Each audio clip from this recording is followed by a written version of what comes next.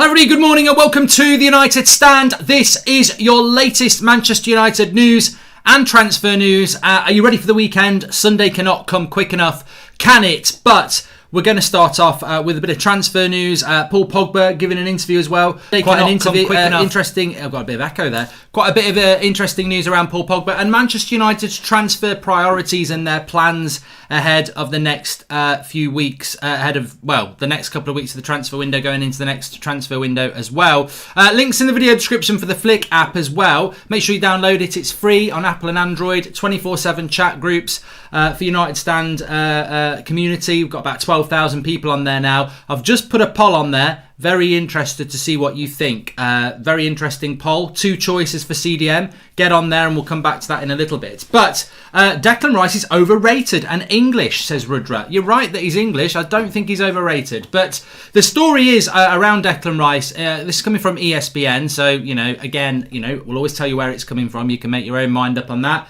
ESPN, to me, sometimes they've been very, very accurate. Sometimes they haven't. What they're saying is that Manchester United want to battle Chelsea to sign Declan Rice. This is around a wider story with United this morning. I've seen various outlets in the UK, so we don't need to name all of them, but Manchester Evening News have mentioned it, ESPN have mentioned it, I think The Guardian have mentioned it as well. Manchester United want to make up to 4 signings before the start of next season. CDM, centre-back, right winger, right back, which fits in with a lot of the sort of players that we have been linked with in recent weeks and in recent months. But these priorities all looking like the summer. And forgive me for being a little bit cynical about this, that it's always next summer, isn't it? It's always the next transfer window with Manchester United. And I cannot for the life of me see that we're going to buy 4 players in the summer. I don't think we'll even get 2 of those. So I feel that we've wasted a transfer window. And also, it's a bit like reading the small print, isn't it? Get 90% off a new car and the small print, but you don't really. You'll pay 190% in bloody finance payments or something like that. And the small print basically is United want to buy all these players, but Woodward has said to Solskjaer he might have to rein back some of that because of COVID. We'll have to be cautious. I mean, we want to buy 4 players, but we appreciate we'll have to be cautious. I'd love to marry Margot Robbie, but I appreciate I probably will do well to marry Margaret Thatcher. Which would be very weird because she's been dead for quite a long time. But morning, Mark. Hope all is well, says Daniel. The reality is, when it comes to Manchester United transfers, we all know to take it with a pinch of salt because we all know that there is an incompetence at board level in relation to transfers, and they hate it. They absolutely hate it that people say that.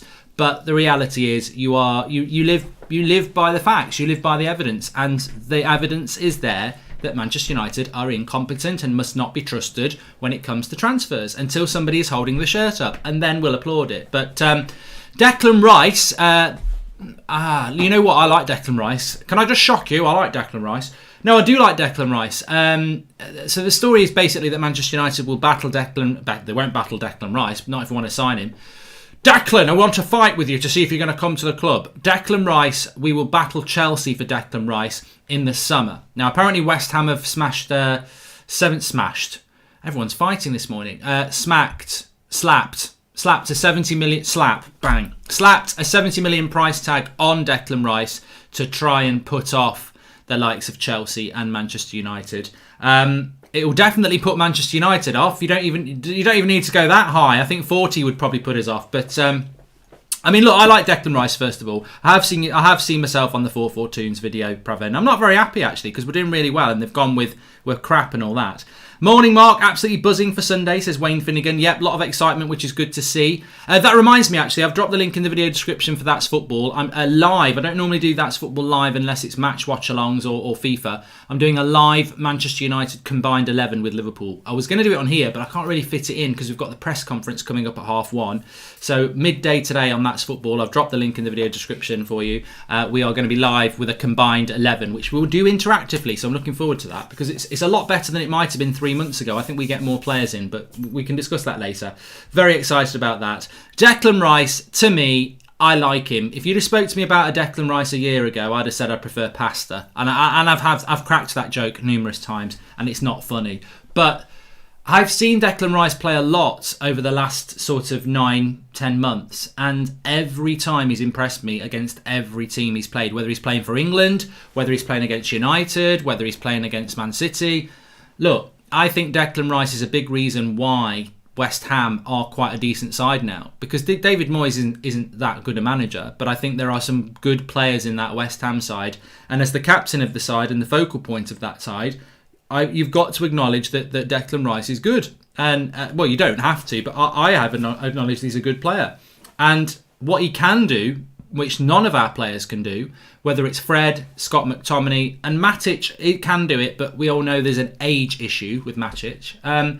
He can hold that midfield. And I think you could see a midfield that's got Declan Rice in it, Van der Beek in it, and Bruno in it. Or if Pogba stays, Declan Rice, Pogba and Bruno, and you play it every week because you rely on Declan Rice to actually run the midfield on his own. We need a CDM that can run the midfield on his own. And people mention Ndidi, and I think that, that's the poll we've put on Flick today. If you want to cast your vote, links in the video description, download it for free and cast your vote, because I want to come to that in a few minutes. Who would you prefer, Ndidi or Declan Rice? To me, I know we always like to play either or, and I'll give you my answer, but the reality is they both would do the job United require. We need somebody who can hold that midfield, which allows us to play a more creative midfielder next to them.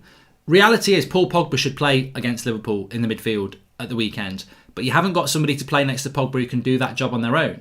Matic probably can't do it against Liverpool because he played midweek. McTominay can't do it, and I don't know whether Fred can do it. So you end up having to play, and I've said this before, McFred, fine, and I still think we can beat Liverpool with McFred, but they're called McFred because they are one player they are two players doing one person's job. And that's not their fault, and it's probably not Solskjaer's fault. He hasn't got a player who can do that role on their own. So you'll see Pogba move to the left wing. You'll see Van der Beek sat on the bench. And the reality is that happens because we don't have one midfielder. And it frustrates me that some fans don't see this.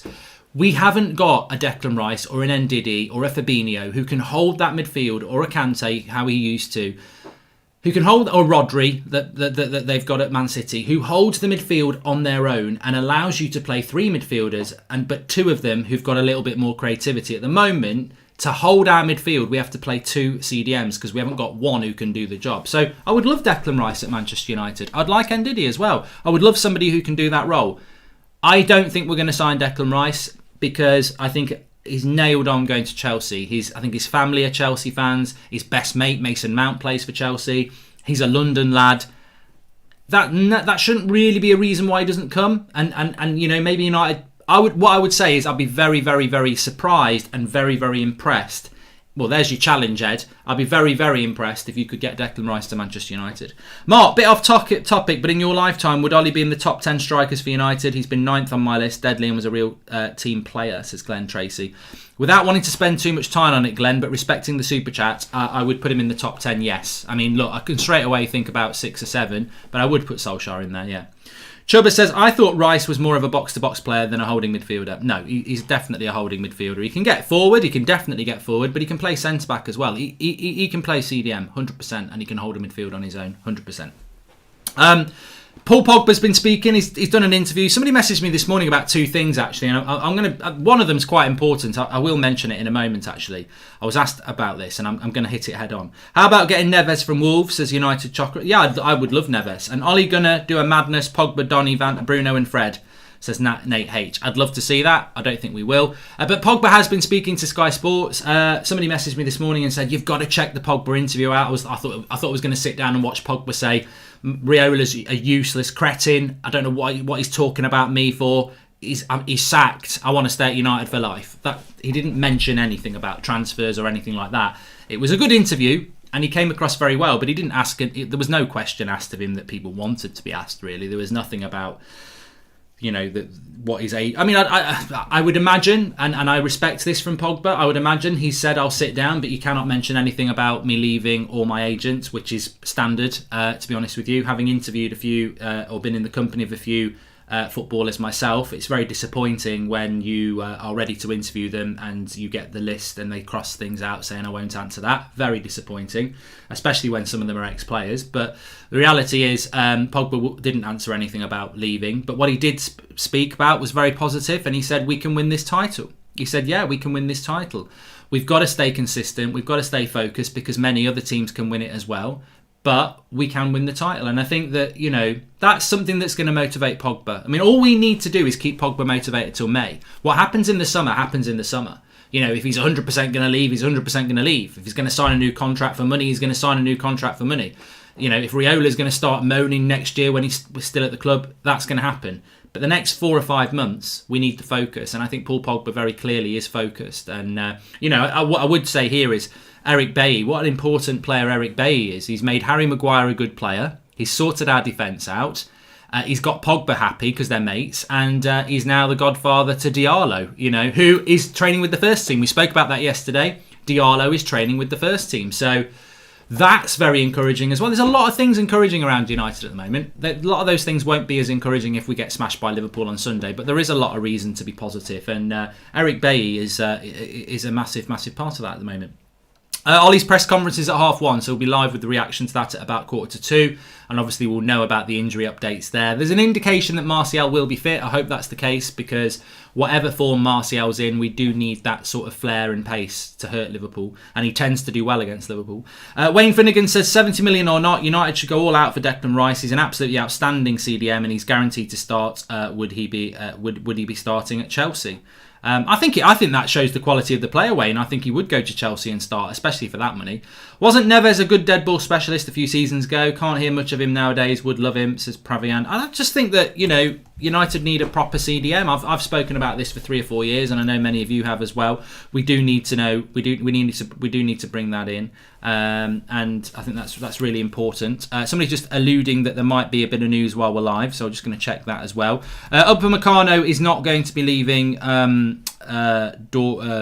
not going to leave Dortmund. He's not even there. They're not going to leave. He's not going to leave Leipzig this summer. This January transfer window. That's not going to happen at all. All right, so Falk has tweeted that Christian Falk, who's obviously a German correspondent, says that Chelsea have contacted the management of Dayot Upamecano, like Bayern and Liverpool. Liverpool are also interested in Konate as well. So I don't know what that's very frustrating. Actually, that's quite a good update. It's not a good update for Manchester United fans, but that's a good update from Christian Falk, who's obviously got his finger on the pulse. We've spoken about Upamecano a lot on this channel, but we've also spoken about Konate. I think it was about a year ago I said, Konate, I would take. I don't mind who we get out of Upamecano or Konate. They're both very, very good players. It's very interesting that there is no interest from Manchester United for either of those players, yet we do need a centre-back. And rivals such as Liverpool and Chelsea are looking at Konate and Upamecano. So both those players could come to the Premier League. Very good centre-backs, neither coming to Old Trafford. And that is disappointing because I don't think there's a wealth of good centre-backs out there. And if you're saying to me, name me 6 or 7 really good centre-back prospects to come to Manchester United, I'm going to put Upamecano and Konate both in there. And yet we're not in for either of them. Or the probable truth is we're not capable of getting those players because of our incompetence in the board. And wherever we are in the team at the moment, as a team and as a manager, top, Bruno's fantastic, Ollie's doing really well, the team is top. We're still not top or anywhere near the top when it comes to transfers. We're a joke. And, that is a little bit disappointing if that is true. And there's no reason to question it because Christian Falk has got very good contacts in Germany. We've heard that it's Chelsea versus Bayern for Upamecano. And now we hear that Liverpool are in for Konate. So what are United planning to do? Team talking about Van der Beek loan swap with Inter Milan. We've done that, David Page. It's not going to happen. And if Pogba goes, who would you prefer, Grealish or Rice? Says Matt Carroll. I'd probably take Declan Rice because I think we need that position a little bit more than we need another attacking player. But I think we all love that. But look, there's quite a lot to get through this morning, so I don't want to sort of lose track. I was asked a question. I got a DM actually today. I woke up to it this morning, and it was something along the lines of, are you going to call out Ollie Outers like some people were yesterday? And I replied to them, and I don't normally reply to DMs, all of them, because you get quite a few. And I said, what are you talking about? And they were like, well, yesterday a lot of people on social media were saying it's time for United fans to call out these Ollie Outers because they're an embarrassment. Why aren't you doing it on your show? Is it because you're actually Ollie out? And so I haven't replied to that, but I will reply to them in the context of this show now. I have said Ollie out, and I said it a year ago. And this season, I've been very, very unhappy at times with Solskjaer. And I'm not afraid to say that. Oh, hello, I'm actually being honest here. I'm not being one of those fans who pretends that they've always said everything's fine, stick with your manager, etc. But if you have been like that, I would say you're ridiculously naive. I would say you need to go and see Mystic Meg, because you had no bloody idea this was going to turn around like this. Nobody did. But fair play, if you want to pat yourself on the back that you're some sort of football philosophist, that is fine by you.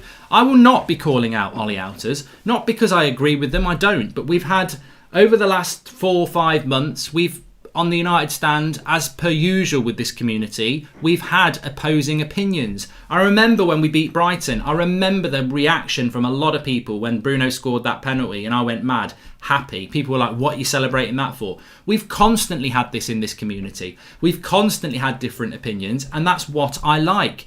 I am not going to call people out if they're Ollie out. I'm not going to call people out for being Ollie out, because you know what? I don't think that solves anything. It's a bit like somebody saying, if you're opposed to the vaccine, but then you want the vaccine for COVID, no, you're not having it. We're not going to potentially save your life, because a couple of months ago you said screw the vaccine, you don't want it, but now you realise it's a good idea. Forget about it. You're not having it. You're not having that now.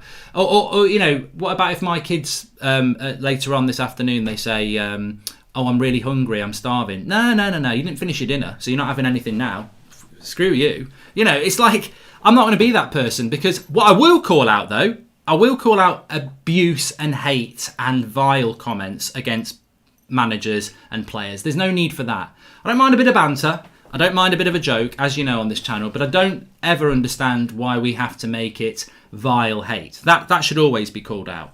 But attacking people who've been questioning the manager and the players because we're now in a position of strength is just childish, in my opinion. Oh, all right, I'm going to use this platform now to say that anybody that's been Ollie out over the last few months, you're a disgrace, and you don't get to celebrate as being top of the league now. What a load of shit. What an absolute load of crap. That's basically like saying somebody who isn't English, whose mum and dad are maybe from France or in India or Africa or Mexico, they move over to England, they have a child, but that child cannot wear an England shirt because your mum and dad are actually from France. I'm not going to be like that. I don't want to be like that, and I don't think the world should be like that. If you've been Ollie out, that's your decision, and you've probably got your reasons. And if you're now back in the team, which actually I think they always were. I think what people don't realise is that these people who are Ollie out, they don't just wake in the morning and think I'm just going to be an arsehole. They're doing it because they want Manchester United to be successful.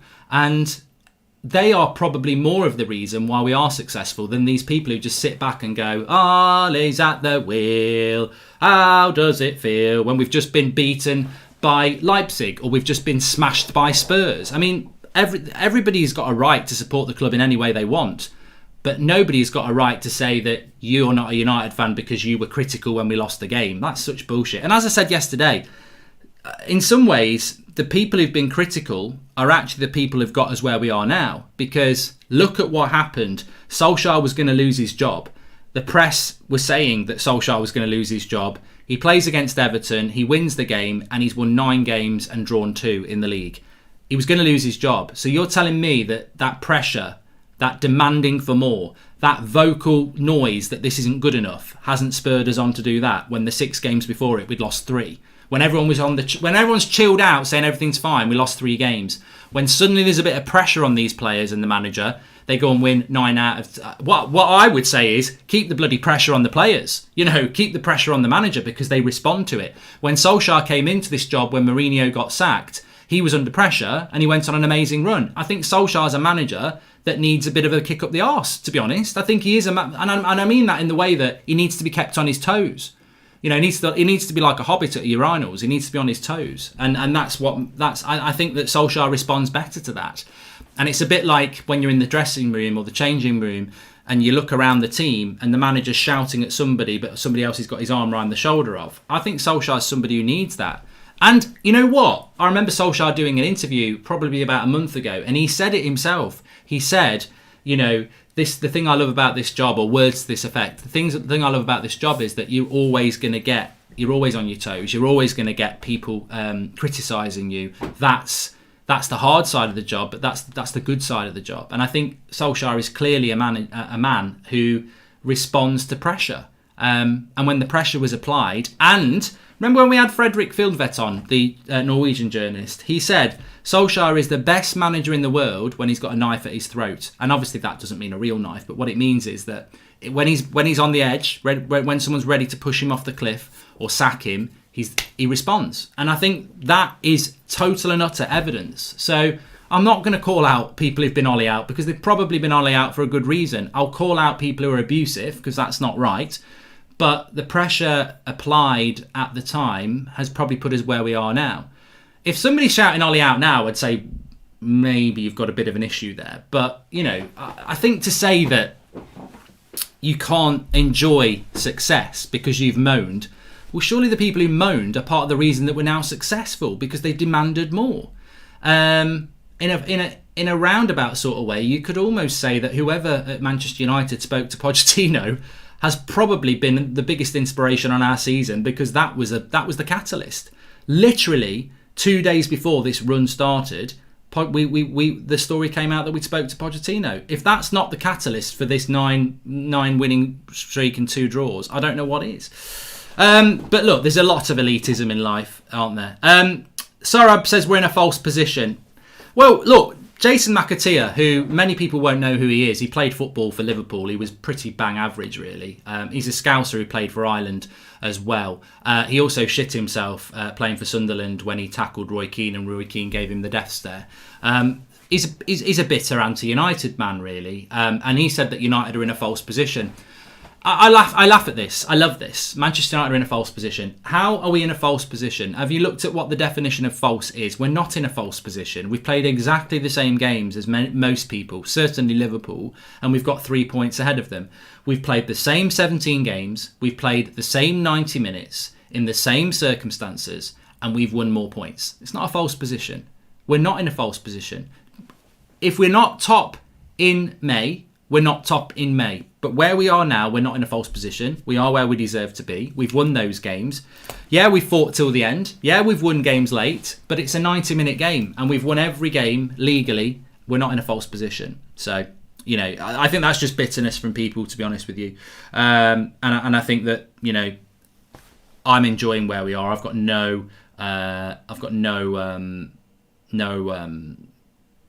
reservations about that. I'm very happy about where we are. I think it's been a journey. I think the season in itself has just been ridiculous, but it's a weird season. I was on Redmen TV last night and I said this, it's been a very, very weird season, and I don't think you just got to grab this season and enjoy it, because it won't be like this next year, and it wasn't like it last year. I've said this before, the Ollie and out debate is divisive and childish. The problems run deeper than the manager. People forget about the board, says Dylan Taylor. Dylan, I don't want it to become that sort of show, and we do on a Friday night at 8 o'clock. We do a bit of a Q&A with a beer or whatever you want to drink, and maybe we can get into it more there. But you know what? I think you've almost hit the nail on the head there. All these people who are having a go at people who were Ollie out, saying you shouldn't celebrate as being top of the league.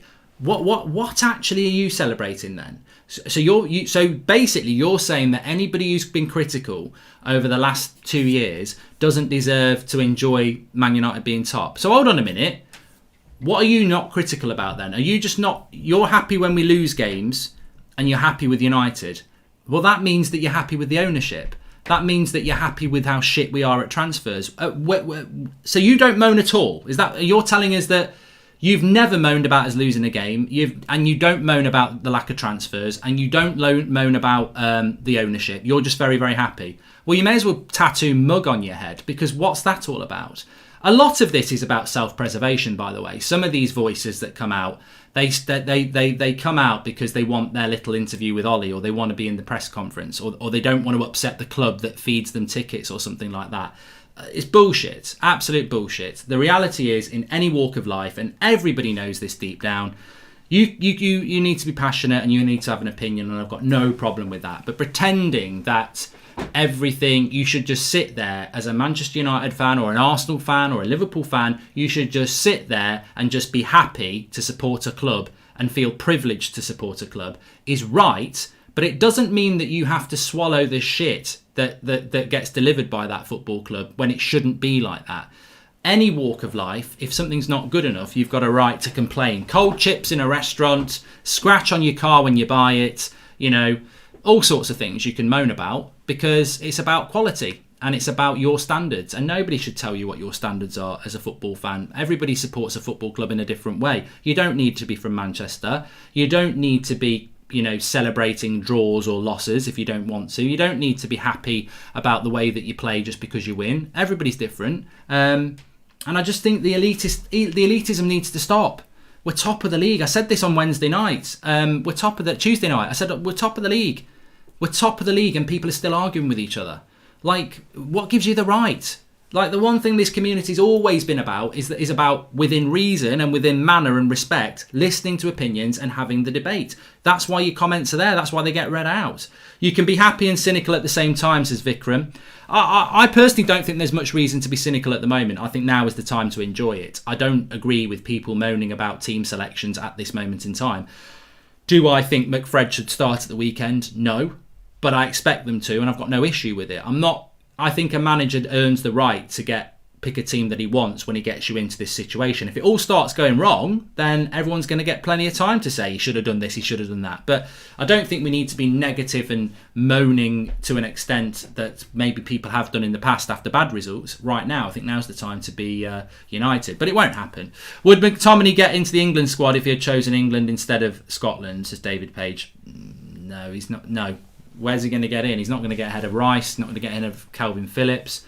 No, I don't see that. We would want to believe we can win a title, but afraid of the bad results after a good run. If we can believe the mentality of the team to win, it will change, says Steve Locke. It's all about Sunday and it's all about growing as a club, you're right. And, I think everything that's coming out of the club, whether it's Matic, Pogba, Rashford, they've all spoken this week. We've had Bruno talking in the past.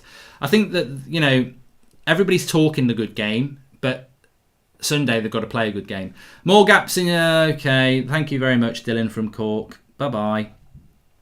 And just because you do a super chat doesn't mean I'll read it out if it's abusive. By the way, Aditya says, Marky Mark, we have exceeded expectations, and let's be honest, I was thinking let Ollie do his thing till the end of the season, and we will get in Nagelsmann. Back the man. Ollie has transformed some of the shit in the club, says Aditya. I tell you what, I don't think Solskjaer necessarily needs our backing. I think Solskjaer needs the backing of the board. I still think that, I was talking to a Liverpool fan last night and they were saying that if they get a centre-back, they feel that could be the little bit extra that gives them the title because they're worried about their centre-backs. Of course, they've got 2 or 3 centre-backs injured. We're in exactly the same position. And you look at that story from Christian Falk about Liverpool going after Konate, and you look at that story about Chelsea going after Upamecano. Chelsea have got way better centre-backs than us already. They've got people like Rudiger, Zuma, Tomori, Thiago Silva, Christensen. I'm not saying they're all better than what we've got, but they've already got a lot of options that I would take because a lot of those are quick players. I'm not saying I want any of those Chelsea players, but they've got a lot of options and they're going to get Upamecano as well. And if they don't get Upamecano, they'll probably get Alaba. And if they don't get Alaba, they probably will get Konate because that's just what Chelsea do. And look at their midfield. They've already got Jorginho, Kante, Kovacic, everybody else. Oh, we want Declan Rice as well. I mean, it's ridiculous the amount of players that Chelsea buy, but they certainly give their manager every opportunity to succeed. So when they do sack them, they say, well, look, we've sacked you. We've probably given you too much. We've spoilt you and you're still not good enough. Solskjaer, he's like the lad who wakes up on Christmas Day morning who wants a PS5 and ends up with a PS5 box. There's nothing inside. There's no substance to it. And, I think when Man United managers get the sack, they get sacked and it's like it's the end of the world. But actually when you look at their time at United, you go, well, they've not really been backed. They've been given players. Did they want those players? But we've seen that more with Solskjaer. He doesn't get what he wants. He doesn't get the backing of a Lampard or a Pep or even a Klopp to a certain extent when Klopp was first here. We have had backing, but there are positions that need to be filled. Centre back, right wing. those CDM, those 3 positions have needed to be filled for 18 months and they're still not being filled. And people will go, wow, we got Cavani, we got Telles, we got Diallo, we got Pellistri. Yeah, but, I've said this before as well. If you need, I don't know, I'm trying to think of something that's not too serious. I was going to say a kidney transplant and you get given a lung transplant. All right, that's great. My lungs were feeling a little bit coffee today, but I need the kidney, and that's a very serious analogy. I don't want to, I've got a bowl of cornflakes. I need some milk, and Ed Woodward turns up with sugar, and he turns up with a cup of coffee, and he turns up with a newspaper. That's great, and it's going to really help me with this bowl of cornflakes because a nice cup of coffee, a bit of sugar on the top or in the coffee, and a paper to read's brilliant. But this is a shit bowl of cornflakes if you don't deliver the milk. I'll get you them tomorrow. Thanks. I'm eating dry cornflakes again. He needs the milk. He needs the positions to be filled. And that's what I want to see.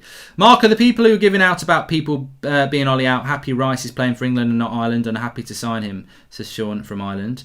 And read that one as well. ESPN we've done. Fosu Mensah, no buyback clause. Jose, interesting how Jose Mourinho was talking about United diving.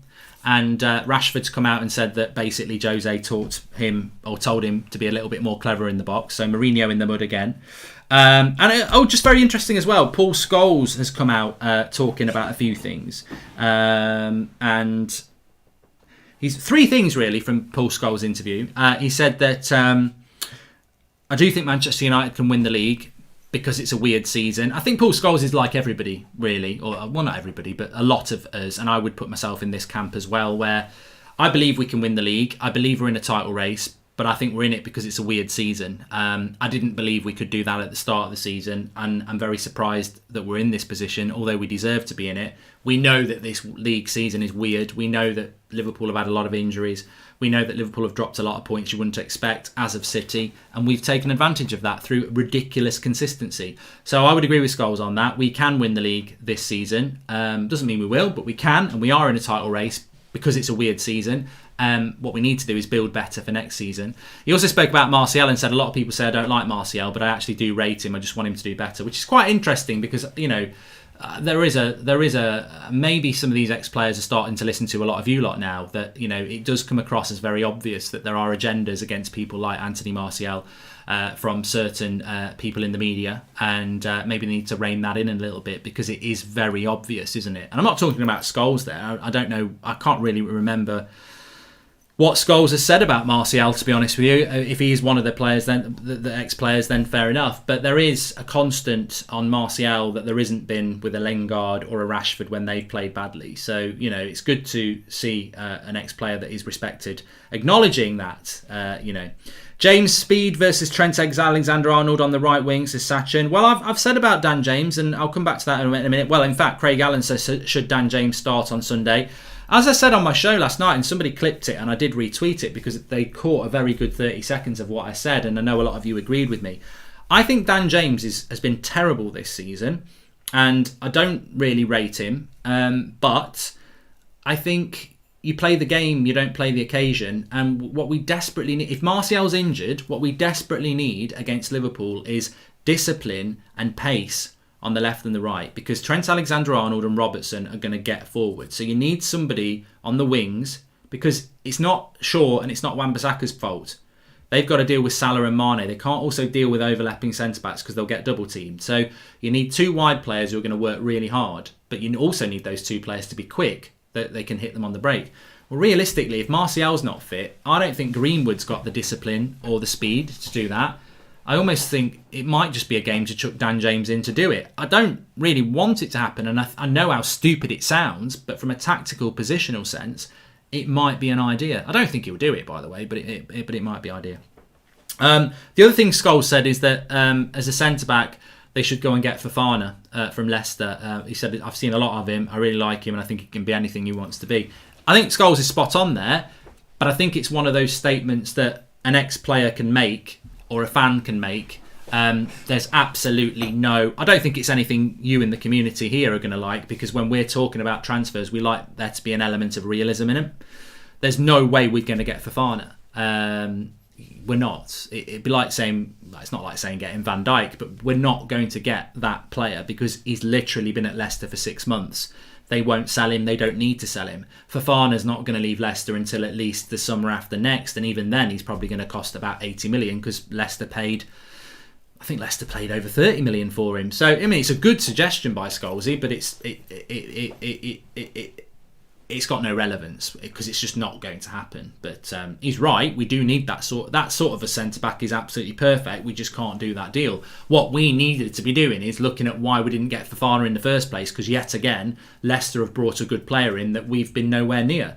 And it comes back to scouting there, which is why I'm going to be very interested in what happens with Caicedo, because we definitely scouted Caicedo and then decided, oh, we're not going to do the deal. Well, if he goes to Brighton and he tears it up, that's not on United's scouting network. That's on Woodward or whoever else has decided we don't need that player. Maybe Solskjaer, I don't know. Somebody's decided that we don't need Caicedo, which I think is a shame because I think we miss out on these Fofanas, the Ndidis, the Kantes too many times. I mean, to be fair, Fofana was quite expensive for Leicester. Should we go for Ramos on free this season? It's just JD cooking it up? I don't think so, no. I think it's a no from me because I just think that the price tag, the fact that he snubbed us in the past, the age, I worry about what's happened with Thiago Silva coming to the Premier League when he's never played here. I don't think he'd play that well with Maguire, but I know a lot of people would love Sergio Ramos, and he is still one of the best centre-backs in the world. It's a bit like the Dan James against Liverpool thing. It's not logical to say no to Ramos. It's not logical to say start Dan James, but for me, it's about the tactics as well. It's about the team. That's what it's all about. Diallo is a winger, not a striker. I don't know. Did I say that? Sorry, I didn't mean that. I don't think Diallo will be involved against Liverpool this weekend. I think he'll be involved in the FA Cup the weekend after, in my honest opinion. I don't think you can put Declan Rice into... I don't think you can put Diallo to play right wing against Liverpool to track Andy Robertson. No, I think that's a step too far. You might do it on your FIFA career mode, but not in a big game like this. What do you think about Maguire-Phil Jones partnership, says Christopher Anthony. I think if you were really pissed one night and you fancied a laugh, play those two together, because that would be... I just feel sorry for Harry Maguire if we did that. I think he's had enough on his plate the last 6 months without having that sort of level of stress. I think he would just run off crying. You know, I've had enough. I've had all this trouble in Greece. I've been playing with Lindelof. I've had all this shit. I've been playing crap. I've been heading the ball like a balloon. I finally got some form back playing with Eric Bailly, and you put Phil Jones next to me. Mark, what did I miss? Go over it quick. Oh, Yusuf, we've been all over the place. I can't go over it quick. I literally can't. We've been through about 8 different topics. But remember, tonight at 8 o'clock we have got the Q&A show. We'll be talking about topical stuff at the start, and then we'll go into the Q&A, so looking forward to that. I love the Friday night show. And we've got Ole Gunnar Solskjaer's press conference reaction, which is going to be about 1:45. He's doing it at 1:30, so we'll have all the injury updates. I'm sure the journos will be looking for some nuggets of information from Ollie there. I love the show. Could you wish my boy Jake a happy birthday and call him a prat? Says James Hernan. Happy birthday to Jake. And remember, at midday on That's Football, I'm doing a combined 11. If you're in for all that, it's going to be interactive and live. Combined 11, Liverpool against Manchester United. Just a bit of fun at midday on That's Football. The link's in the video description for that. I think it's the second paragraph, or you can just type it in. The live comments is open for that as well. Career mode will be tonight on That's Football at about 7 o'clock. So we've got that covered as well. Lots going on today.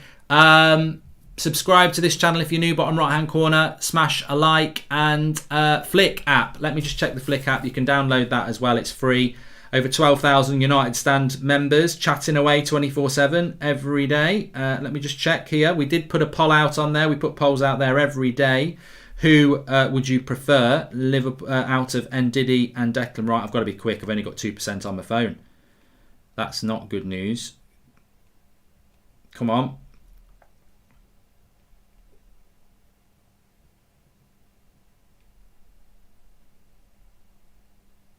%. I definitely did it. I put the bloody... Oh, here we go. 51% Declan Rice, 49% Ndidi. So it's close. That's quite good.